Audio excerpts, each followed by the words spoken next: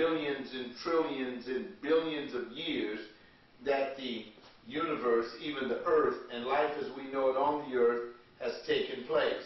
This is what they're teaching in our public schools now. This is what they're teaching our children, and this is what they would have you to believe. This is how man came about, that he was just this little cell, and this cell evolved into a little crawling piece of slime, and after millions and trillions of years, after we've crawled up out of the slime of the primeval whatever, that we begin or stopped our process of evolving into this. Like when you look at me, you see the end process of human beings. I guess we're still evolving into something else. Many of these evolutionists would have you believe. That is the definition of evolution. And then, of course, the second definition is the definition of the Creationist Theory, that basically that man was created by God, and this is a total faith position, just as evolution is also a total faith position. And I don't want you to become confused by that. If you would accept the Creationist Theory by faith, because it says in Genesis 1:1 that in the beginning God, well, we would accept that by faith because no one was here to see this actually take place in the beginning, and so we would have to accept the Creationist Theory by faith. Well, in this very same way, we creationists would say that you would have to accept the evolutionist theory in the very same way, because we were not here when this process of evolution took place. And so both theories, evolution as well as creation, would have to be accepted by faith. In a nutshell, the evolutionists believe in natural selection. In other words, certain species didn't survive and certain species did survive because strength determines this. Natural selection. In other words, the weakest objects did not or could not survive, but the strongest objects did through natural selection. Now, we have many men and people in history, governments and madmen primarily, that believe this to be so. Adolf Hitler was one of them. They were of the belief that there were certain peoples that needed to be exterminated because they were the inferior race, and that other races were the inferior race. And so we have this kind of belief system going around today. Natural selection, strength determines this. Whereas the creationists believe in purpose. The creationists believe in purpose. Not purpose-driven, but that God had a purpose, therefore He acted.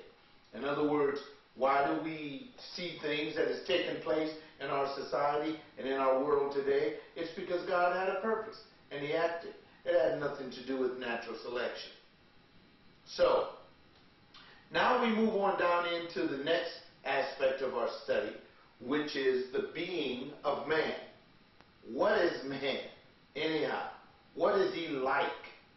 Well, it's very easy. Let's look at first number one. Number one, man is a material being.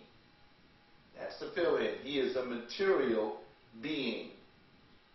Why is that? Because he has a body. He has a body. He is physical. Flesh, bones, sinews, blood, hair, teeth. We are physical. We can move within the universe. We are connected together.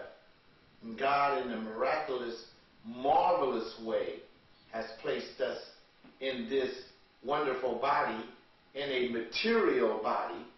So therefore man is a material being. You that are viewing me are material.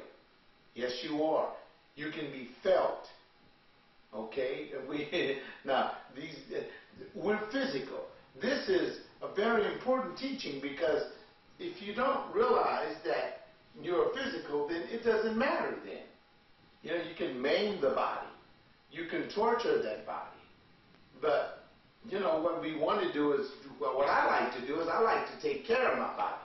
It's important. I mean, I'm getting old now, and it's getting kind of difficult for me to keep this body intact. But I am a material being. I have a body, and I'm physical. The second part about that is I'm also an immaterial creature. I am an immaterial being. That's immaterial.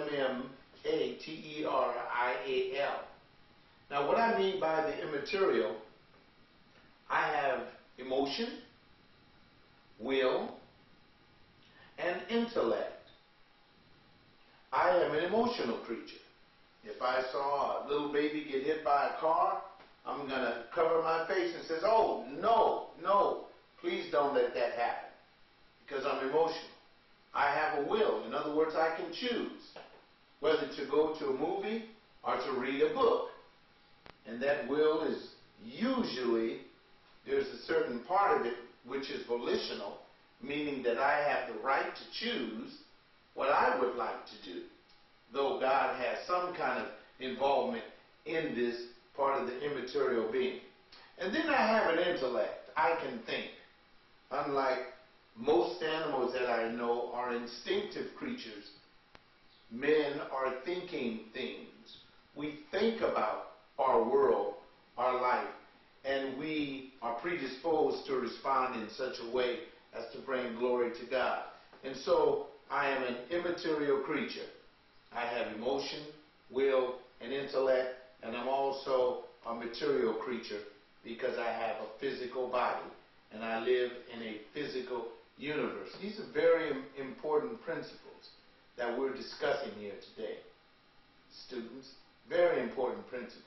Because if you don't understand how important these principles are, what you're going to do is you're going to have a misconception about who you are as a human being.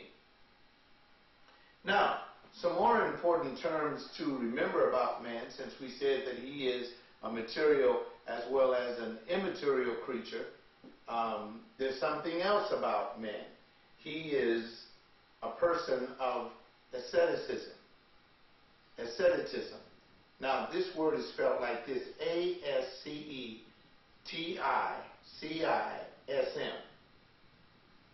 You know what that means? That means that the desires of the flesh must be repressed. If you're ascetic, you believe that there's a connection with God. There's a spiritual connection with man. This is a part of the immaterial aspect of man. Part of the immaterial aspect, since he has emotion, will, and intellect, he knows that he must repress his flesh. That's the material part of him. Especially as Christians, we must do that. The flesh must be repressed. That the only way that the soul, because that's the key to asceticism, the key to asceticism is that the soul of man, this is the immaterial part of us. This is the part that's invisible, the part that you can't see, but the part of us that will go to heaven, the part of us that lives on forever. That the soul can attain virtue and salvation is only by pushing the flesh down. That's why as Christians we fight so much against our worldly flesh. That's why we fight